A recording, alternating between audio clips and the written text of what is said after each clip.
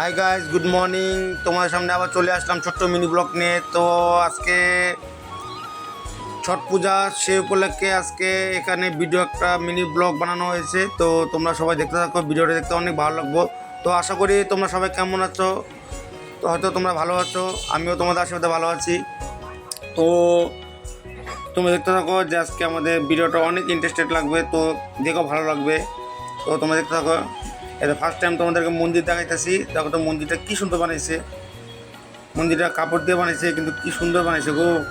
তারপরে দেখো যে পোলাপানদের বেলুন, আর বুঝি না এত বেলুন টেলুন দোকান দিছে কি বাপরে।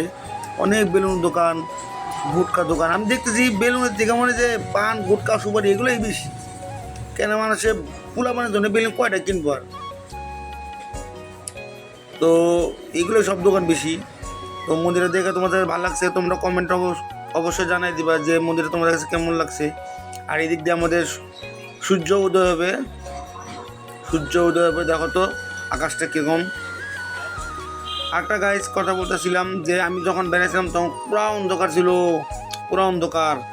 তখন আমি ঘরের থেকে বেড়াতে ভয় লাগতেছিল। তো এখন মানে যেখানে পূজা হইতেছে খাইবিটাতে, তো ওখানে আস্তে আস্তে আস্তে আস্তে ভোর হয়ে গেছে।